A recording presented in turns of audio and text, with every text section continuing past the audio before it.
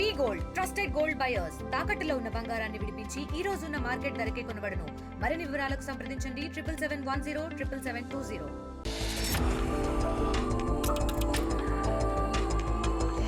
జయశంకర్ భూపాలపల్లి జిల్లా కేంద్రంలో జరిగిన దారుణ హత్య తెలంగాణ రాజకీయాల్లో ఇప్పుడు పెను సంచలనం రేపుతోంది. కాళేశ్వరం ప్రాజెక్టులో జరిగిన అవినీతిపై పోరాడుతున్న సామాజికవేత్త రాజలింగమూర్తిని దుండగులు కత్తులతో దాడి చేసి అత్యంత కిరాతకంగా విచక్షణ రహితంగా చంపారు. ఇవాళ హైకోర్టులో కేసు విచారణ జరగనున్న నేపథ్యంలో నిన్న రాత్రే రాజలింగంను నడి రోడ్డుపై నరికి చంపడం తీవ్ర కలకలం రేపుతోంది.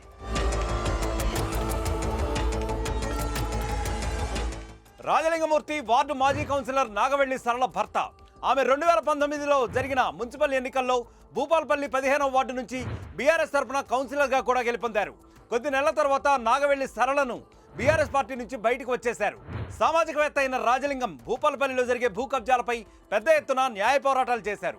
ఆ కోపంతో గత ప్రభుత్వ హయాంలో రాజలింగంపై పలు కేసులు కూడా నమోదు చేసినట్లు తెలుస్తోంది. ఆరోపణలు కూడా ఉన్నాయి. అయితే 2023 అక్టోబర్ 21వ తేదీన మేడిగడ్డ బ్యారేజీ 7వ బ్లాక్లో పిల్లర్లు కుంగిపోవడం రాష్ట్ర వ్యాప్తంగా పెను సంచలనం సృష్టించింది. దీంతో కాళేశ్వరం ప్రాజెక్టులో అవినీతి జరిగిందని, 1,00,000 కోట్ల రూపాయల ప్రజాధనాన్ని దుర్వినియోగం చేశారంటూ రాజలింగం న్యాయ పోరాటానికి కూడా దిగారు. కాళేశ్వరం ప్రాజెక్టు నిర్మాణం చేపట్టిన మేఘా సంస్థతో పాటు బీఆర్ఎస్ టాప్ లీడర్లు అధికారులపై కేసులు వేసి దర్యాప్తు జరిపించాలని కోర్టులో చుట్టూ తిరిగారు రాజలింగం. అయితే రాజలింగం వేసిన ఈ పిటిషన్ ఏదైతే ఉందో కాళేశ్వరం నిర్మాణ కాంట్రాక్టర్లలో దడ పుట్టించింది. హైకోర్టు కూడా విచారణను స్పీడప్ చేసి మేఘా కృష్ణారెడ్డి విచారణకు హాజరు కావాలంటూ నోటీసులు కూడా జారీ చేసింది. ఫిబ్రవరి 20వ తేదీన అంటే సరిగ్గా ఈ రోజు జరగనున్న కేసు విచారణ కీలకంగా మారనుంది. అయితే కేసు విచారణకు కొన్ని గంటల ముందే రాజలింగం దారుణ హత్యకు గురయ్యాడు.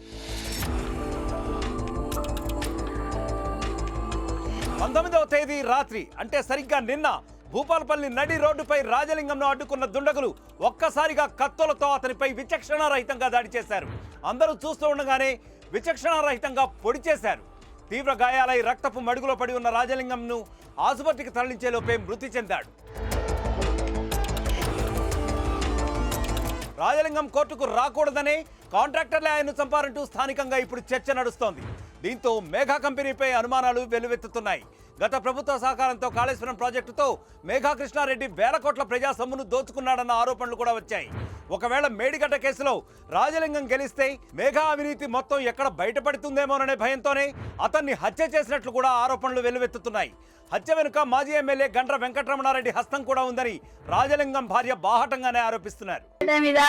కేసు రేపు మేము గెలుస్తాం, నా భర్త మొన్న చెప్పిండు. ఎందుకు చెప్పిండు అంటే అది ఇచ్చినకాచి నాకు తెలుసు. వద్దని ఫస్ట్ అద్దంటే అక్రమంగా జరుగుతుంది అని భూ కబ్జాల మీద జరుగుతానని వాటిలో కొట్లాడేది. అట్లనే అదేసిండు. నిన్ననో ఇవ్వాలని వచ్చేది ఉండే, మనం గెలుస్తామని మాట్లాడిండ్రు. అది గెలిచినాక వాళ్ళకి ముఖం ఉండదని ఈ పని చేసిండ్రు, చంపించిండ్రు. మేము కేసు గెలిచేది ఉండే. కేసు నా భర్తలో కేసు వేసింది దాని మీద. అది మేము గెలుస్తాం, నిన్ననో ఇవ్వాలని వచ్చేది ఉండే, మొన్ననో నిన్ననో అంతే గెలిచి అయిపోయి ఉండే. అది గెలితే వాళ్ళ ఆర్డర్లు నడవని ఈ మర్డర్ చేయించారు.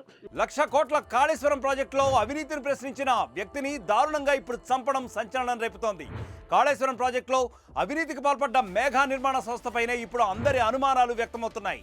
రాజలింగం బ్రతికి ఉంటే మేఘా అవినీతి బయటకు వస్తుందన్న భయంతోనే చంపారంటూ ఆరోపణలు రాష్ట్ర వ్యాప్తంగా వస్తున్నాయి. మరిన్ని వీడియోస్ కోసం ఛానల్ ని సబ్స్క్రైబ్ చేయండి. లేటెస్ట్ అప్డేట్స్ కోసం వాట్సాప్ ఛానల్ ని ఫాలో అవ్వండి. ఆ లింక్ డిస్క్రిప్షన్ లో ఉంది.